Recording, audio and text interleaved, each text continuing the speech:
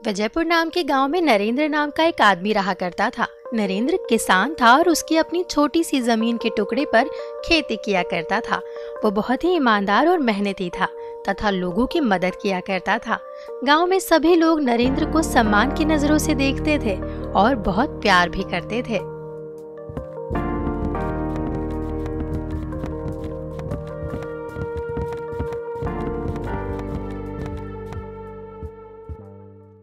अरे काकी, कहाँ जा रही हैं इतना वजन लिए? कुछ नहीं बेटा, राशन लेकर आई हूँ। 2-4 महीने में कभी एक बार तो सरकारी राशन बंटता है, इसलिए एक बार ले आती हूँ। अरे लाओ लाओ, मैं उठा लेता हूँ, आपके घर तक छोड़ दूंगा। तू कितना अच्छा है, हमेशा सबकी मदद करता है। देखना, एक दिन तू खूब तरक्की करेगा। वैसे क्या मिला है राशन में? गेहूं और चावल है। खोल कर देखा तुमने? पिछली बार तो कंकड़ ही थे। अरे नहीं, अभी देख ले। नरेंद्र ने राशन की बोरी खोली जिसमें थोड़ी से अनाज के बीच में बहुत से कंकड़ डले हुए थे। काकी, अगर इस राशन में से कंकड़ अलग कर दे तो ये बोरी कोई 10 साल का बच्चा भी उठा लेगा। तुम लोग कुछ कहते क्यों नहीं? क्या कहूँ, वो नेता किसी की सुनता है क्या? हम गरीबों को ही चुप करवा देता है। नहीं, मैं ऐसा नहीं होने दूंगा। चलो मेरे साथ।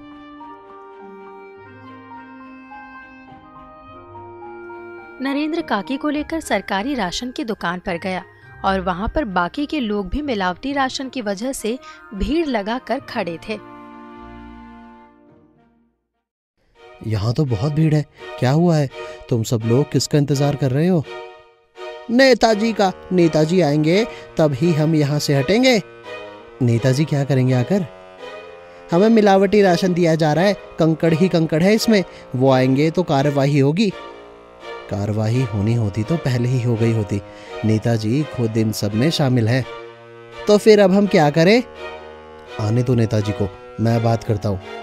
हाँ भैया, तुम ही हम सब में से ज्यादा पढ़े लिखे हो।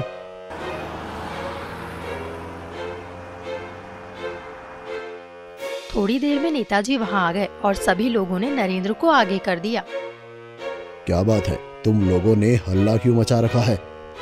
हल्ला तो मचेगा नेताजी, ये क्या है? हम इंसान हैं और आप अनाज तो जानवर भी ना खाए ऐसे बंटवा रहे हैं। एक तो सरकार तुम गरीबों को मुफ्त में राशन दे रही है, उसमें भी तुम लोगों को शिकायतें हैं। सरकार मुफ्त में राशन दे रही है, लेकिन आप लोग राशन लेकर कंकड़ पत्थर दे रहे हैं हमें। तुम लोगों को ये राशन अगर नहीं चाहिए तो बोल दो, मैं इसे भी बंद करवा दूंगा। ये गलत बात है। चुनाव के समय तो आप खुद इसके पीछे वोट मांगने के लिए घूमते थे, अब आप ऐसे रंग दिखा रहे हैं जैसे इन्हें जानते ही नहीं। तुम लोगों ने मेरा वक्त खराब कर दिया, अगले चुनाव की तैयारी करनी है मुझे। नेताजी वहां से चले गए और काकी ने लोगों से कहा, मुझे तो पहले ही लगता था ये नेता किसी काम का नहीं है। तुम सब ने इसे ही वोट दिए, अब भुगतो। अरे काकी, तो इसके सामने कोई खड़ा भी तो नहीं होता। हम और किसे वोट दे? इस बार के चुनाव में फिर से हमें इसे ही वोट देना पड़ेगा। एक आदमी है जो इस नेता को हरा सकता है। कौन? नरेंद्र। क्या? मैं? हाँ काकी, सही कह रही है। नरेंद्र भैया, गांव में सब लोग तुम्हें जानते हैं। तुम चुनाव में खड़े हो जाओ, हम सब का साथ तुम्हारे साथ है। लेकिन मैं कैसे? मुझे राजनीति नहीं आती। तुम बस अपना नाम दो, हम लोग तुम्हें अपना नेता चुन लेंगे। हाँ बेटा, अब हमें ऐसे कंकड़ पत्थर वाले अन्न को नहीं खाना है। ठीक है, तो मैं तैयार हूँ।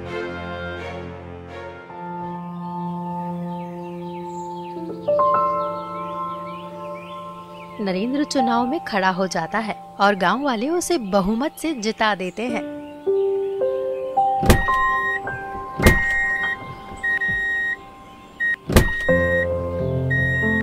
अब हमारे दिन बदल जाएंगे। अब नरेंद्र जैसा व्यक्ति हमारा नेता है। आप सब लोगों की वजह से ही मैं आज इस जगह पर, इस पद पर खड़ा हूँ। मैं पूरे तन मन से आप लोगों की सेवा करूंगा। देखते हैं कितनी सेवा करता है। पुराना नेता हार कर चला गया और चुनाव जीतने के बाद ही नरेंद्र ने गांव में राशन की गुणवत्ता को अच्छा कर दिया। और वो गांव के विकास के लिए काम करने लगा। सभी लोग नरेंद्र से खुश थे।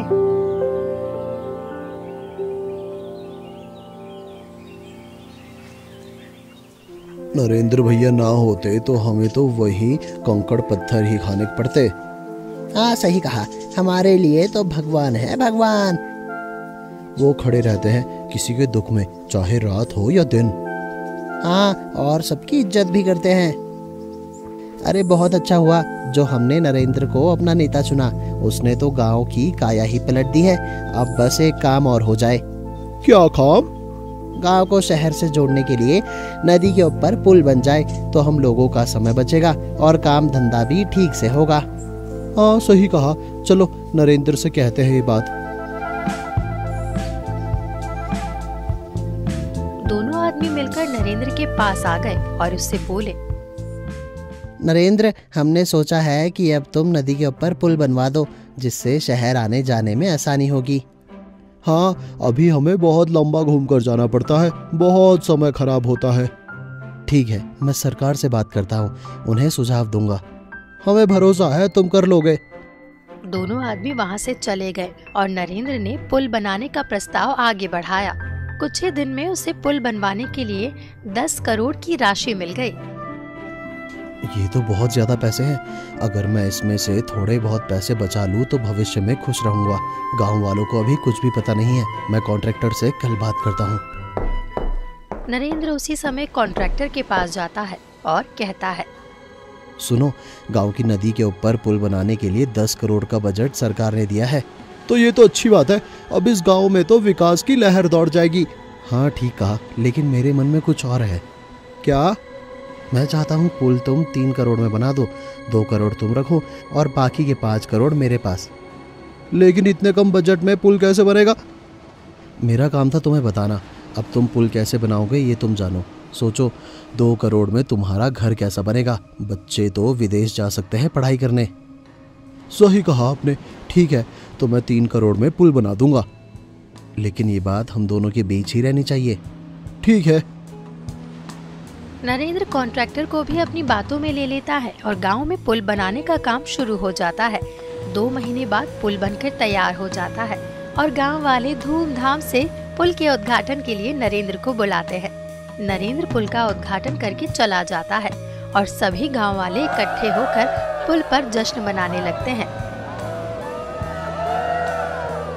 पुराना नेता कॉन्ट्रैक्टर के पास आता है और कहता है, क्या हुआ? तुम यहाँ क्यों खड़े हो? तुम्हें तो उस पुल पर खड़े होकर माला पहनानी चाहिए थी। नहीं नहीं, मैं यहाँ ठीक हूँ। अरे वो क्या, जरा पुल के नीचे देखो तो, क्या दरार आ रही है? कहाँ? नहीं तो, मुझे तो कुछ नहीं दिख रहा। अच्छा चलता हूँ, बहुत काम है। कॉन्ट्रैक्टर वहाँ से चला जाता है और अपने घर लौट आता है। दोपहर के वक्त अचानक लोगों के वजन से वो पुल गिर जाता है और चारों तरफ चीख पुकार मच जाती है। कई लोग नदी में डूब जाते हैं। तुरंत ही वहां पर मीडिया वाले और रिपोर्टर्स आ जाते हैं और वहां हुए हादसे के बारे में सबको बताने लगते हैं। कॉन्ट्रैक्टर भी टीवी पर पुल टूटने की इस न्यूज को दिखा रहा था। करोड़ों के बजट से बना पुल उद्घाटन के दिन ही नदी में बह गया। इतनी मौतों का जिम्मेदार कौन? सरकार या बनाने वाला कॉन्ट्रैक्टर? न्यूज चैनल्स पर पुल टूटने की खबर चल रही थी और इस खबर को कॉन्ट्रैक्टर और नरेंद्र अपने अपने घर में बैठकर देख रहे थे।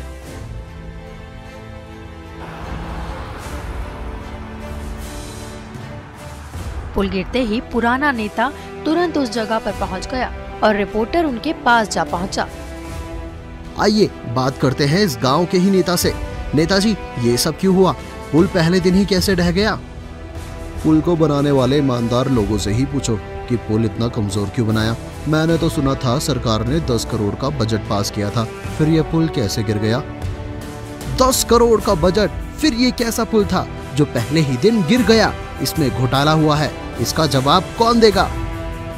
अरे क्या हुआ गाँव वालों, तुम्हारे प्यारे नरेंद्र ने ये कैसा पुल बनाया जो एक दिन भी ना टिका? रिपोर्टर आगे बढ़ जाता है और एक गांव वाले से बात करने पहुंचता है। क्या आप बता सकते हैं अभी यहाँ जो कुछ हुआ उसके पीछे किसका हाथ है और कौन जिम्मेदार है? अरे सब के सब भ्रष्टाचारी है। हमने नरेंद्र को अच्छा और ईमानदार मानकर वोट दिया, लेकिन उसकी वजह से आज इतना बड़ा हादसा हो गया। नरेंद्र को पकड़ो जाकर, नरेंद्र ही हमारा दोषी है। नरेंद्र टीवी पर चल रही एक बात को ध्यान से सुन रहा था और पुराने नेता को वहां देखकर वो बोला, ये यहाँ पर अपनी रोटियां सेकने पहुँच गया। अगर लोग इसकी बातों में आ गए तो मैं अगला चुनाव हार जाऊंगा और मेरे हाथ से राजनीति निकल जाएगी। हे भगवान, ये सब क्या हो गया? ये पुल इतनी जल्दी कैसे टूट गया? अब तो गांव वाले भड़क जाएंगे और कहीं वो मेरे ही खिलाफ मोर्चा ना खोल दे। मुझे कुछ करना होगा। क्या करूं? हाँ, एक काम कर सकता हूँ। क्यों ना मैं सारा इल्जाम उस कॉन्ट्रैक्टर पर डाल देता हूँ। वैसे भी पुल बनाया तो उसी ने है, मैं बच जाऊंगा। इधर कॉन्ट्रैक्टर भी टीवी पर चल रही खबरों को देख रहा था। डर के कारण वो पसीने में भीगा हुआ था। सारी जनता गुस्से में है। पुलिस वाले अब जांच करेंगे। अगर मेरा नाम आ गया तो मैं फंस जाऊंगा। मुझे कौन बचाएगा? नरेंद्र भैया को कहूंगा। आखिर उन्होंने ही मुझे पैसे दिए थे। हाँ, उनसे ही बात करूंगा, वो मुझे बचा लेंगे। थोड़ी देर बाद पुलिस नरेंद्र के घर आती है और नरेंद्र को पकड़कर ले जाने लगती है। रुको, मुझे पता है सब लोग बहुत गुस्से में हैं, लेकिन मैं तुम लोगों को पैसे दे सकता हूँ। ये सब मैंने नहीं किया, उस कॉन्ट्रैक्टर ने घोटाला किया है। उसे तो मैंने 5 करोड़ दिए थे, उसने 3 ही करोड़ का काम किया। जाकर उसे पकड़ो। हमें पागल समझा है क्या? 10 करोड़ का बजट था, बाकी के 5 करोड़ तू खा गया। 1 करोड़ तुम भी ले लो और खुश रहो। पुलिस वाला नरेंद्र की बात सुनकर रुक गया और उसे छोड़ दिया। नरेंद्र मुस्कुराने लगा और उसने पुलिस वालों को पैसे बांटकर छोड़ दिया।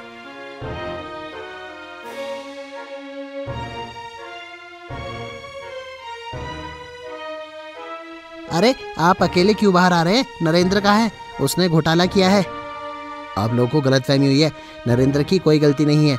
कॉन्ट्रैक्टर ने ही पैसे खाकर कम पैसे लगाकर पुल बनाया, जिससे वो टूट गया। तो अब आप कॉन्ट्रैक्टर को पकड़िए और हमें न्याय दिलाइए। न्याय सबको मिलेगा। पुलिस कॉन्ट्रैक्टर को पकड़कर जेल में ले जाने लगी।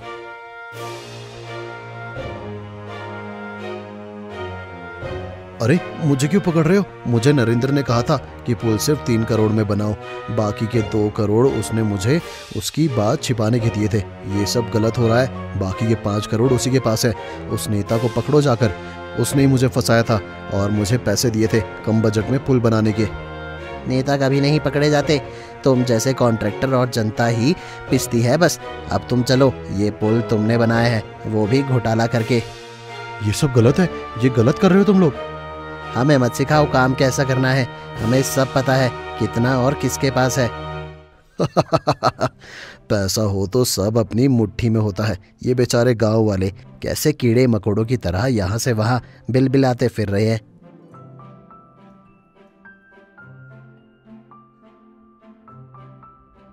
क्या हुआ काकी, तुम ऐसे क्यों बैठी हो? आज मुझे समझ आ गया कि नेता कितना भी अच्छा हो, पैसा उसे खरीद ही लेता है। इसका मतलब कॉन्ट्रैक्टर सही कह रहा था। लेकिन अब क्या हो सकता है? फिर से हमारा गांव पहले जैसी स्थिति में चला जाएगा। काकी की बात सुनकर वो आदमी भी यहाँ से वहां भागते लोगों को देखता रहा। इस कहानी से हमें ये शिक्षा मिलती है कि एक नेता चुनने से पहले उसके किरदार की अच्छी तरह से जांच कर लेनी चाहिए। जरूरी नहीं कि जो अच्छा बन रहा है वो आगे भी हर स्थिति में अच्छा रहे। आपका एक एक वोट कीमती है। सोच समझकर और सही जगह अपना वोट दे।